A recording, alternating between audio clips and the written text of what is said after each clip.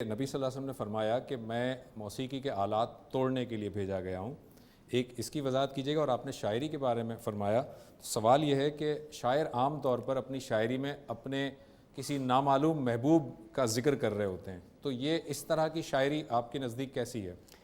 موسیقی کے بارے میں جو روایات عام طور پر لوگ بیان کرتے ہیں، جیسے آپ نے بھی بیان کی، 4 صدی کے جلیل القدر عالم ابن حزم نے ان سب پر تنقید کر کے یہ بتا دیا تھا کہ ان میں سے کوئی ایک بھی ثابت نہیں ہے، یہ روایات صحت کے کسی معیار پر پوری نہیں اترتی، اور اس کے اوپر اور بہت سے لوگوں نے بھی کام کر دیا ہے۔ تو اس وجہ سے اس طرح کی جتنی چیزیں ہیں ان کو بھی اسی پر محمول کرنا چاہیے کہ کسی چیز کا غلط استعمال ہو رہا تھا۔ دیکھیے یہ ایسے ہی ہے کہ جیسے ایک زمانے میں لوگوں نے دیکھا کہ ہمارے یہاں ٹیلی ویژن آ گیا ہے اور اس میں بعض ایسی چیزیں ہیں جن میں اخلاق کی خرابی کا امکان ہے، تو ایک آدمی اس کی تحسین کے لیے یا اس کے اوپر کوئی قدغن لگانے کے لیے اپنے جذبات کا اظہار کرتا ہے۔ اب ایک شخص مخالف تو کہتا ہے کہ میں تو چاہتا ہوں کہ ٹیلی ویژن توڑ دیے جائیں، تو اس میں در حقیقت ٹیلی ویژن توڑ دیے جائیں یہ مقصود نہیں ہوتا، مقصود وہ کانٹینٹ ہے جو اس میں زیر بحث لایا جاتا ہے کہ اس میں یہ خرابی ہے۔ تو یہ بات کرنے کے، بیان کرنے کے بعض اسالیب ہیں جو کسی موقع کے اوپر اختیار کر لیے جاتے ہیں۔ جہاں تک روایات کا تعلق ہے، بخاری میں جو ایک روایت ہے اس پر بھی انہوں نے تنقید کر کے بتا دیا ہے کہ وہ بھی صحت کے معیار پر پوری نہیں اترتی، یعنی باقیوں کی تو الگ بات کیجئے، یہ سب کی سب روایات ضعیف روایات ہیں۔ ہمارے ہاں چونکہ اس طرح کی چیزیں عام شائع و ضائع ہو جاتی ہیں اور پھر ان کو قرآن کی روشنی میں ہم دیکھتے نہیں، اس لیے میں نے آپ کو توجہ دلائی کہ قرآن مجید نے اس میں بحث کی گنجائش ہی نہیں چھوڑی، اس نے بیان کر دیا ایک جگہ کے اوپر کہ حرام کیا کیا گیا ہے، تو حرام صرف 5 چیزیں ہیں کھانے پینے کی چیزوں کے علاوہ۔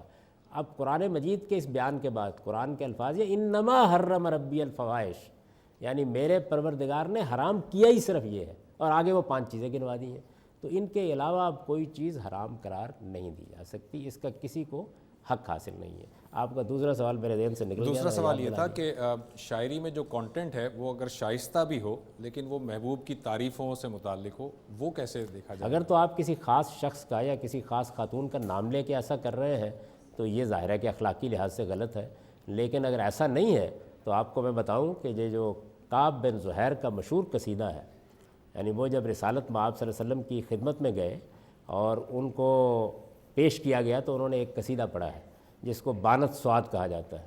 آپ جانتے ہیں کہ وہ کس شعر سے شروع ہوتا ہے؟ سواد چلی گئی، بانت سواد و قلبی الیوم مبتول، اور میرا دل اس وقت بہت رنجیدہ خاطر ہے۔ تو اس وجہ سے یہ کوئی ایسی چیز نہیں ہے، شاعری میں یہ چیزیں جو ہیں یہ ایک لطیف احساس کو بیان کرنے کا ذریعہ بنتی ہیں، اس پر کوئی قدغن نہیں ہے، البتہ اس میں ولگیرٹی نہیں ہونی چاہیے، اس میں فواحش کی ترغیب نہیں ہونی چاہیے۔ محبت کے، رومانس کے جذبات جب وہ حدود کے اندر بیان ہو رہے ہوتے ہیں اور کسی خاص شخص یا کسی خاص خاتون کا نام لیے بغیر بیان ہو رہے ہوتے ہیں، مثال کے طور پر عرب شاعر ہیں تو جیسے سعاد کا لفظ ہے، یہ ایک عورت کا نام ہے، ایسے ہی سلیمہ ہے، اسی طرح اور بات سے نام ہے، یہ فرضی نام ہے، جیسے ہمارے اختر شیرانی نے اپنے بہت سے فرضی نام رکھ لیے، تو اس میں کوئی کبات نہیں۔ ٹھیک۔ رسول اللہ صلی اللہ علیہ وسلم کے مخاطبین آپ سے کھلی ہوئی نشانیوں کا تقاضا کرتے تھے، اس پر قرآن میں اللہ تعالیٰ نے یہ فرمایا ہے کہ اگر وہ نشانیاں ظاہر کر دی جائیں تو پھر عذاب کی مہلت ختم ہو جائے گی۔ اس کے برعکس ہم یہ دیکھتے ہیں کہ حضرت موسیٰ علیہ السلام اور حضرت عیسیٰ علیہ السلام کے معاملے میں اور شاید دوسرے پیغمبروں کے معاملے میں بھی اللہ تعالیٰ نے فرمایا ہے کہ انہیں بھیجا ہی گیا کھلی ہوئی نشانیاں دے کر۔ تو کیا یہ اللہ تعالیٰ کی سنت محمد رسول اللہ صلی اللہ علیہ وسلم کی امت کے لیے مختلف تھی، یا آپ اس کی حکمت واضح فرما دیجیے؟ اس کا جواب خود قرآن مجید نے دے دیا ہے، اور یہ بتا دیا ہے کہ اس سے پہلے ہم نے نشانیاں دیں، لیکن ان نشانیوں نے لوگوں کی ضد میں اور ہردرمی میں اضافہ کیا، اس کے سوا ان کا کوئی فائدہ نہیں ہوا۔ پھر جن پیغمبروں کا آپ نے ذکر کیا ہے ان کے معاملے کی نوعیت بھی بہت خاص ہے۔ سیدنا موسیٰ علیہ السلام کو اپنی قوم کو نشانیاں دکھانے کے لیے نشانیاں نہیں دی گئیں، بلکہ ان کو فرعون جیسے باجبروت بادشاہ کے دربار میں بھیجا گیا۔ اس کا شدید اندیشہ تھا کہ وہ جاتے ہی ان کی گردن مار دینے کا حکم دے دے گا، تو اس وجہ سے اللہ تعالیٰ نے 2 نشانیاں ان کو دیں تاکہ وہ ان کی بات سننے کے لیے تیار ہو جائے، یہ ضرورت تھی اس کی۔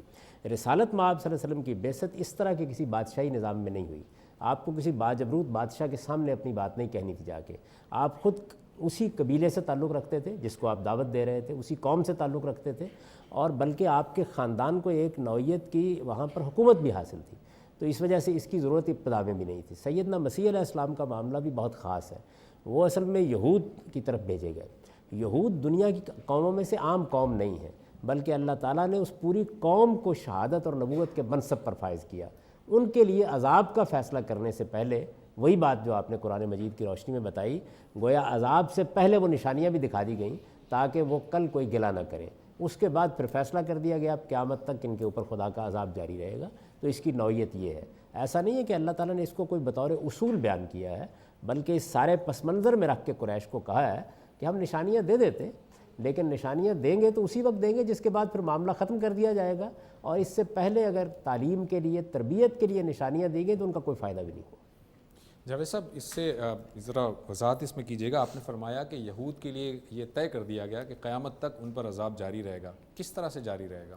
اس کو قرآن مجید میں بیان کیا۔ سیدنا مسیح علیہ السلام کو جب اٹھانے کا فیصلہ کیا گیا تو قرآن نے اس کا اعلان کیا کہ انی متوفیک ورافعک الیہ ومطہرک من الذین کفروا وجاعل الذین اتبعوک فوق الذین کفروا الی یوم القیامہ، کہ قیامت کے دن تک حضرت مسیح کے ماننے والوں کو، یہود کو یہ کہا گیا کہ اب عذاب کے طور پر تم پر سیاسی غلبہ حاصل رہے گا۔ اللہ تعالیٰ جو قوموں کو عذاب دیتا ہے اس کی دو قسمیں ہوتی ہیں، ایک یہ کہ اس قوم کے اوپر موت طاری کر دی جاتی ہے، جیسے قوم سمود کے ساتھ ہوا، قوم لوط کے ساتھ ہوا اور بہت سی اقوام کے ساتھ۔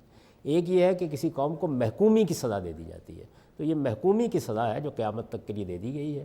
اس کی تفصیلات بھی قرآن نے بیان کر دی۔ یہ محکومی کی سزا آپ یہ فرما رہے ہیں کہ سیاسی غلبہ حاصل رہے گا، حضرت مسیح کے ماننے والوں کا غلبہ رہے گا ان کے نہ ماننے والوں پر، لیکن اس وقت جو انٹرنیشنل پالیٹکس ہے اس میں تو ہم یہ دیکھتے ہیں کہ جو سیاسی طور پر بظاہر تو جو ہے مسیحی افراد ان کا غلبہ ہے، لیکن ہم دیکھتے ہیں کہ اکنومیکلی پیچھے سے جو ہے وہ جیوز انوالو ہیں، اس کو کیسے دیکھیں گے؟ نہیں، دیکھیے بات یہ کہ سیاسی غلبہ ہوتا ہے، وہ جب چاہے ان کی گردن میں روڑ دیں۔ یعنی ایک قوم کا سیاسی غلبہ بالکل اور چیز ہے، اور کسی اقلیت کا اپنے علم، اپنی دانش کی بنیاد پر کوئی مقام حاصل کر لینا یہ بالکل ایک الگ چیز ہے۔ اس وقت بھی ان کا وجود، خواہ وہ مشرق وسطیٰ میں ہو، خواہ اسرائیل میں ہو، خواہ دوسرے ملکوں میں ہو، وہ اصل میں مسیحی اقوام کا مرہون منت ہے۔ جی، سوال آپ کا کویشچن ہے؟ السلام علیکم، آپ مجھے تبلیغ کا مفہوم بتا دیں، کیونکہ اکثر دیکھنے میں آیا ہے کہ تبلیغ ہم شروع سے سنتے آئے ہیں کہ جو ہے اسلام کی تعلیمات کو پھیلانا۔ حضور صلی اللہ علیہ وسلم نے تبلیغ کی تو وہ الگ الگ جگہ پہ جا کے تبلیغ کرتے، کفار مسلمان ہوتے تھے جس سے، لیکن آج کل دیکھنے میں آ رہا ہے کہ جو مسلمان ہیں، اکثر میرے دیکھنے میں آیا کہ جو مسلمانوں کے ساتھ ہی مطلب لوگ تبلیغ کر رہے ہیں، تو باہر جانا مطلب باہر جو کفار ہیں ان کے ساتھ تبلیغ کرنا زیادہ ایکوریٹ ہے، تو یہاں پہ مسلمان جو آگے ہی مسلمان ہیں ان سے تبلیغ کر کے مطلب اور کیا ہے اس سے؟ آپ کا سوال بہت اچھا ہے۔ دیکھیے بات یہ ہے کہ مسلمانوں کو تعلیم دی جاتی ہے، اور جو غیر مسلم ہیں ان کو خدا کا پیغام پہنچایا جاتا ہے۔ مسلمانوں تک تو خدا کا پیغام پہنچ چکا، اللہ کی کتاب ان کے گھروں میں موجود ہے، ان کو تعلیم دینے کی ضرورت ہے۔ ان کے بارے میں ہمیں جو کچھ کرنا چاہیے وہ یہ ہے کہ ہم ان کو ایجوکیٹ کریں، ہم ان کو قرآن مجید سکھائیں، ہم ان کو پیغمبر کی تعلیمات سکھائیں۔ مسلمانوں کو ایجوکیٹ کرنے، تعلیم دینے، تربیت دینے کی ضرورت ہوتی ہے، اور جو باہر کی دنیا ہے یعنی جو غیر مسلم ہے، وہ ہمارے ملک میں رہتے ہوں، کہیں رہتے ہوں، ان کو ہمیں اللہ کی کتاب پہنچانی ہے۔ اور تبلیغ کیا ہے؟ اللہ کی کتاب پہنچانا۔ بدقسمتی سے اللہ کی کتاب پہنچانا ہی تبلیغ ہے، ہم اس سے بھی واقف نہیں رہے۔ جاوید صاحب، یہ سوال یہ ہے میرے پاس جو کہ کافی امپورٹنٹ ہے، میں چاہ رہا ہوں یہ اس کا آنسر۔ جو فنون لطیفہ کے جو شعبہ ہے اس کے اندر بہت ساری چیزیں ہیں، جیسے مصوری ہے یا جیسے میوزک ہے۔ مصوری اور میوزک کو آپ کس نظر سے دیکھتے ہیں؟ کیونکہ یہ کہا جاتا ہے کہ تصویر بنانا بھی حرام ہے اور میوزک بھی حرام ہے اسلام میں، اس کو کیسے دیکھیں گے آپ؟ قرآن مجید نے سورہ اعراف میں ایک جامع جواب دے دیا ہے، بالکل واضح طور پر اللہ تعالیٰ نے بیان کر دیا ہے کہ میں نے کھانے پینے چیزوں کے علاوہ صرف حرام ہی 5 چیزیں کی ہیں، اس کے سوا کوئی چیز اب قیامت تک کسی شخص کا حق ہی نہیں کہ وہ اس کو حرام کرے۔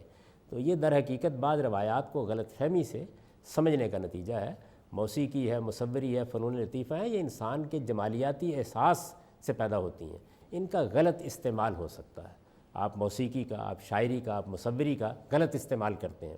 مثال کے طور پر رسالت مآب صلی اللہ علیہ وسلم کے زمانے میں مشرکانہ جذبات کے ساتھ تصویریں بنائی جاتی تھیں، شرک کیا جاتا تھا، ان کو پوجا جاتا تھا، مجسموں کی شکل میں بھی اور تصویروں کی صورت میں بھی۔ تو ظاہر ہے کہ اس کو ممنوع کیا جائے گا کیونکہ شرک ممنوع ہے۔ اسی طرح سے اگر کسی چیز میں کوئی اخلاقی قباحت ہے، مثال کے طور پر اگر موسیقی ہے یا کوئی شاعری ہے یا کوئی ادب ہے، تو اس کے ذریعے سے اگر آپ برے جذبات پیدا کرتے ہیں، آپ فواحش کی ترغیب دیتے ہیں، تو یہ ایک برا کام ہوگا۔ تو اصل چیز ان کا کانٹینٹ ہے، یعنی کوئی چیز بھی اپنی اصل میں ممنوع نہیں ہے۔ دیکھیے ہمارے بہت بڑے شاعر تھے الطاف حسین حالی، انہوں نے ایک موقع کے اوپر یہ کہا ہے کہ گناہ گار وہاں چھوٹ جائیں گے سارے، قیامت میں گناہ گار وہاں چھوٹ جائیں گے سارے، جہنم کو بھر دیں گے شاعر ہمارے۔ اور وہ خود بھی ایک شاعر ہے، تو اس سے وہ کیا بتانا چاہتے ہیں؟ وہ یہ بتانا چاہتے ہیں کہ شاعری کوئی ممنوع چیز نہیں ہے، شاعری میں آپ جو سڑانت پیدا کر رہے ہیں، جو تعفن پیدا کر رہے ہیں، جو آپ مضامین باندھ رہے ہیں، یہ ہیں جو جہنم میں لے جائیں گے۔